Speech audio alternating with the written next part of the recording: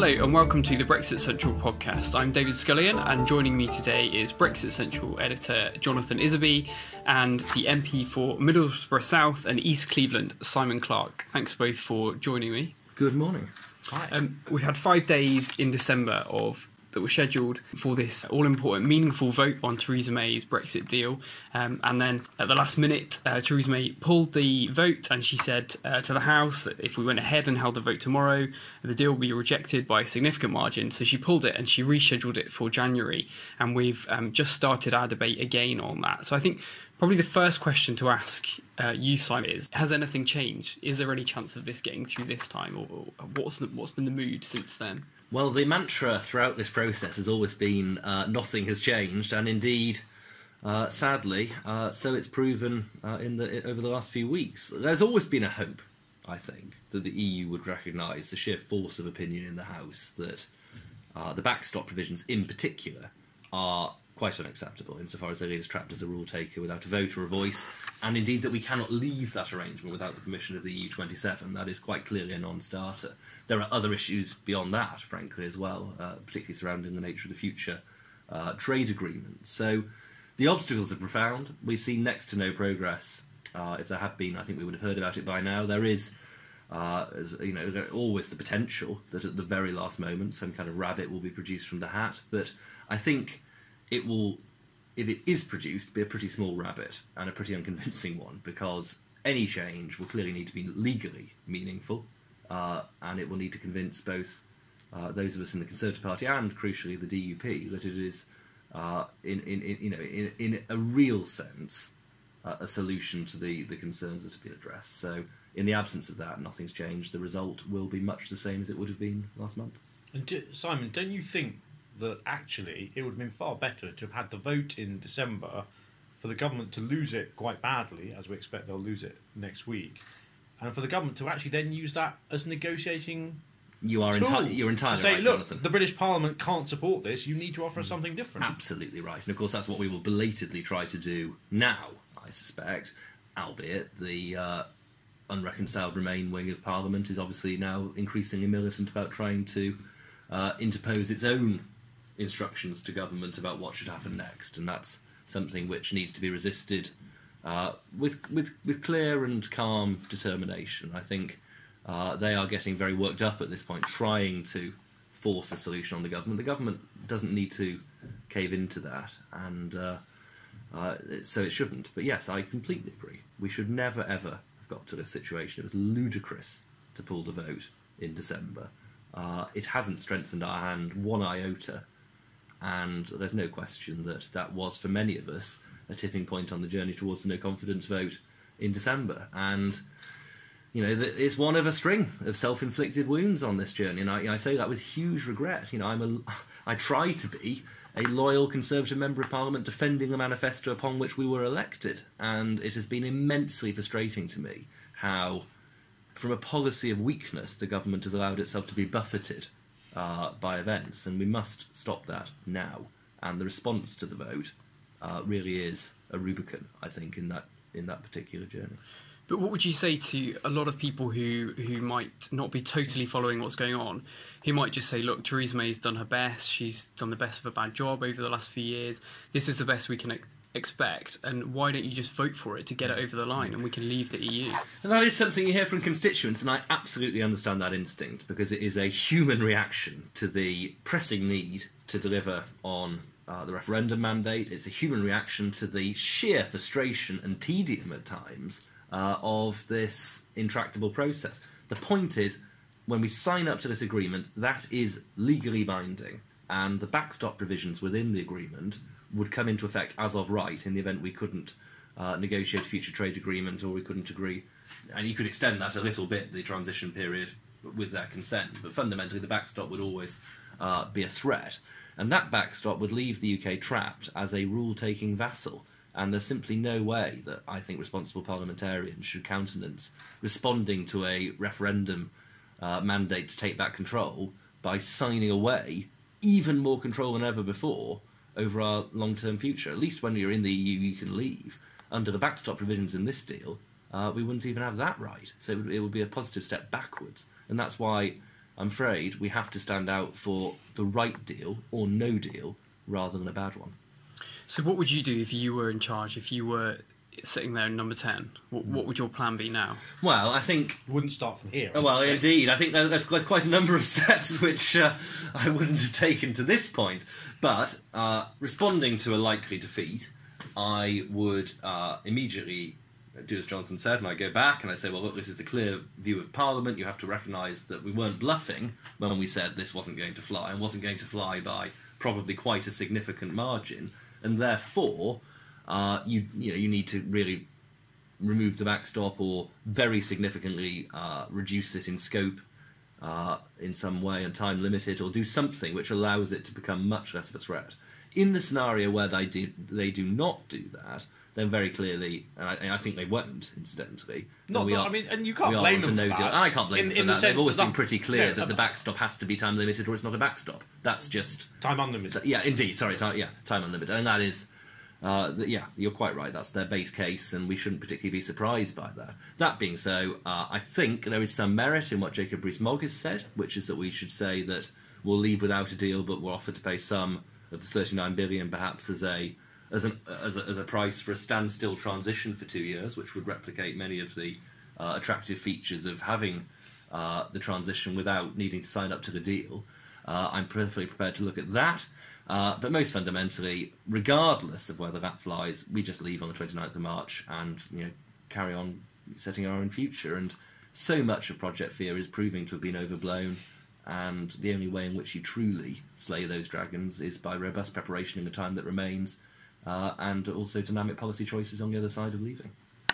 A lot of MPs have been pictured going into Downing Street and having some of these drinks receptions with Robbie Gibb and some with the Prime Minister. Have you been to one of those? Well, I was invited. I, in the end, didn't go. And I didn't do that out of any sense of rancour. It's just a very, very, very, very, very intense time. There's so much preparation that needs to be done, and I wasn't really certain how small talk over canapes was going to advance that hugely. I think my position is clear.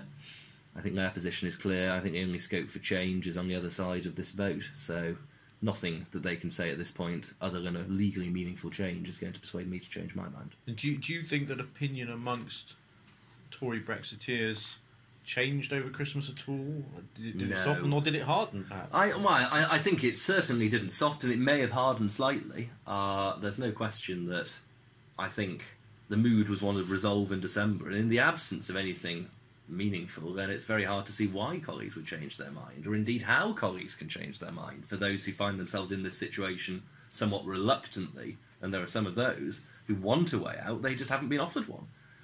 For those of us who are somewhat more robust, we're nowhere near the kind of changes which are required, and it may well indeed be that the EU have no intention of ever giving us them. But morale is as high as it can be under the circumstances. There's certainly a good camaraderie among those of us who passionately believe this is the right thing to do for the country, but also, and we must emphasise this to loyal Conservative voters, for the party. Because actually, if we sign up to this deal and somehow railroad it through against the reservations of the DUP, we will wake up on the morning after we leave, or indeed the morning after the vote, rather, without their support, and therefore it will be impossible for us to continue to govern, and Labour will be in charge of the next stage of the process. I mean, you say that. We published a piece on Brexit Central this week by Greg Baker, who's the chairman of Canterbury Conservative Association, which used to have a Conservative MP, lost the last election, and he was saying, for goodness sake, if you let this deal through as is, you aren't going to have any activists left to fight the next election whenever it comes. Well, that's also true, and I know a number of really long-standing, dedicated Conservative activists who are hugely dismayed by what we're talking about signing up to here. And we do need to tread carefully, I think. The Conservative Party's voter base has shifted, even since 2015, heavily towards Leave voters. In my own constituency, Middlesbrough South and East Cleveland, was a Labour seat for 20 years until 2017. And there's no question in my mind, but that the cut-through issue which swung it was Europe, and the fact that people genuinely believed the Conservatives were much more serious about delivering on the referendum mandate, and that we would be best placed to deliver a compelling and attractive post-Brexit future. If we fail that challenge, then not only will our activists be demoralised, but there will be literally millions of our electoral coalition who will, I think, have serious reservations about voting for us again. They may not necessarily switch to Labour, but if they don't turn out, the result is much the same. But what about people who say, look, this is all well and good, you prefer a no-deal Brexit to May's deal, but there's just no majority in Parliament for that no-deal Brexit? Well, that will be flung at us a lot. The truth is there's no majority in Parliament I can see for anything, actually, because I don't think there's a majority for a second referendum. There are lots of Labour MPs who actually don't want to see that, and certainly a great majority of Tory MPs who don't. I don't think there's a majority for Norway, because a Norway outcome means continuing free movement, which would be the most obvious, tangible failure to deliver on the referendum mandate imaginable. So actually, we need to make that point very clearly, that it's not as though Parliament may well not particularly like no deal, but there's no clear mandate for an alternative. And most fundamentally, of course, that is the legal default. And it was very clearly the democratic default. When we voted to leave the European Union, there was always the hope and the expectation we would do a deal. But if you voted to leave, then you had to accept that, of course, there was the possibility we would end up leaving on WTO terms. And we shouldn't allow the scaremongering around this to detract from the fact that there would be, in the current situation, I think, quite a lot of advantages to a clean break and then moving on from there, when the logic of good trading relations could reassert itself with the politics somewhat reduced. Simon, were you in the chamber for PMQs on Wednesday? More interestingly, for points of order on Wednesday, which went on for over an hour, and this decision by the Speaker to allow the timetable motion to be amended, which is completely unprecedented. What on earth did you make of that? Well, I will be very clear. I didn't have the chance to make a point of order. I think the Speaker has revealed his irretrievable bias towards Remain yesterday. I don't say that lightly. I've never said that before, but I think we have a biased Speaker. But I think we do have a Speaker who is now determined to try and influence the outcome of these debates. He broke with all precedent yesterday, and despite what he said about precedent needing to evolve, this was not a helpful or a healthy decision. What it opens the door to, and this has connotations way beyond Brexit, is activist speakers. And the whole principle of the chair has always been that they will uphold the rules of the Commons rather than themselves, if you like, changing those rules midway through the match. And I think it was desperately unwise. I think it was a nakedly political decision. And I think that the ramifications for John Boko personally, but also for Parliament generally, are very serious. So what precisely he thinks he was achieving by that, I do not know. In the end, obviously, I don't think it has as much effect as some of those capering about on the other side of the argument particularly want to pretend it does. But I do think that the constitutional significance is serious and severe. Do you think he should release the advice that he received from the class? I've signed an EDM to that effect, yes. I've never signed an EDM before, but in this case that seems the most obvious tool to try and get him to release it. It is deeply ironic, bitterly ironic, that the same Parliament which was putting so much pressure on the government to release the legal advice it's received regarding aspects of the withdrawal process is now trying to prevent the Speaker from having to reveal the advice he received from David Natzler, his chief clerk.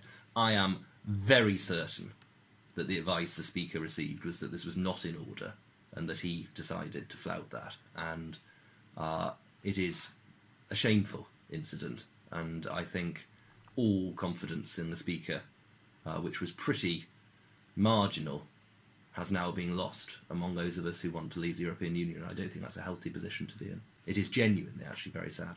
And talking of confidence in personalities, what do you make of the seemingly increasing numbers of government ministers who are coming out publicly saying that they would either resign to try and stop no deal, or even Greg Clark, the business secretary himself, who said on the radio what a horrific prospect a no deal Brexit would be, having stood on a manifesto commitment of no deal is better than a bad deal, and no deal being the result of Parliament deciding that the deal is a bad deal. I think ministers need to remember that there is collective responsibility. I think that they're not serving the interests of the country by cutting across our no-deal preparation, which is obviously crucial. It's crucial both as a negotiating leverage in the ongoing talks with the European Union, but more plausibly at this point, it's crucial because that may well be indeed how we leave the European Union. And so therefore, trying to frighten people, frighten investors, frighten people running businesses, frighten people needing medicines, this is absolutely deplorable behaviour. And it doesn't change the parliamentary reality that in the end, the government's position very clearly in law is that we will leave on the 29th of March with or without a deal. And that was what the Prime Minister re-emphasised at Prime Minister's Questions just this week. And I do think that ministers need to be very careful. Their personal prejudices are a matter for them. And as with all members of Parliament, they have to make decisions accordingly. But they cannot carry those over into the running of government.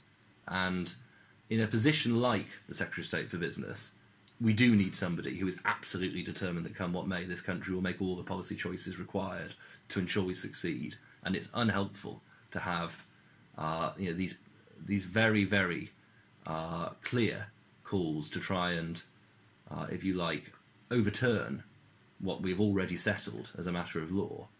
I think that Greg and David Gork and a number of others need to stop and reflect, because cui bono at this point, and that really is the question.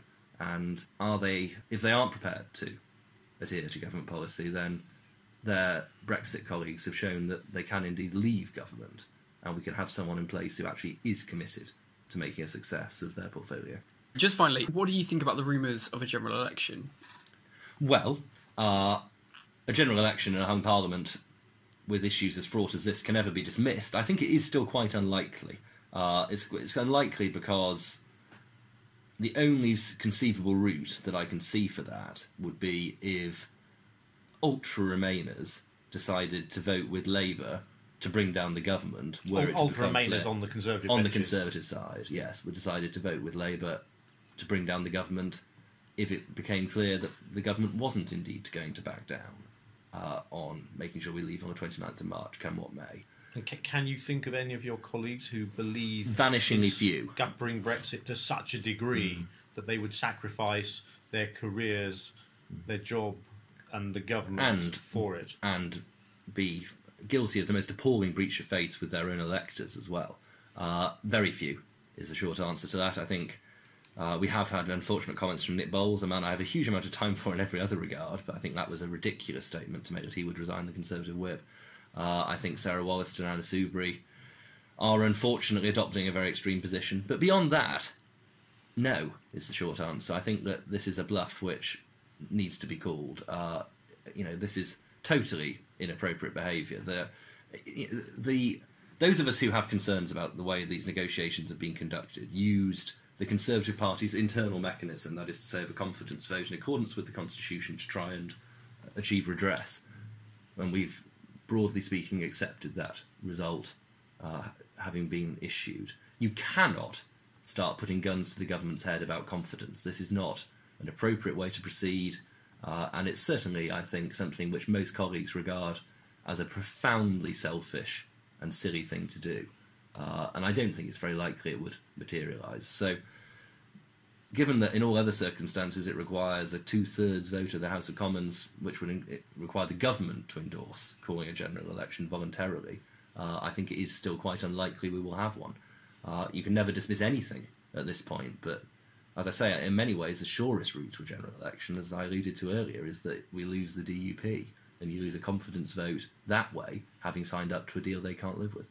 Simon Clarke, thank you very much. Not at all. Thank you, and thank you to all the BrexitCentral listeners as well, and all those who are engaged in making sure that we actually do indeed deliver this. We will get there, and I think at this point, calm resolution and a bit of good cheer on our part is required. We're not in any way out of this fight, and there are many of us who are quite determined to make sure that we win it. I was speaking to Jonathan Isaby and Simon Clarke on the Brexit Central podcast. You can sign up to our daily Brexit briefing at brexitcentral.com/subscribe.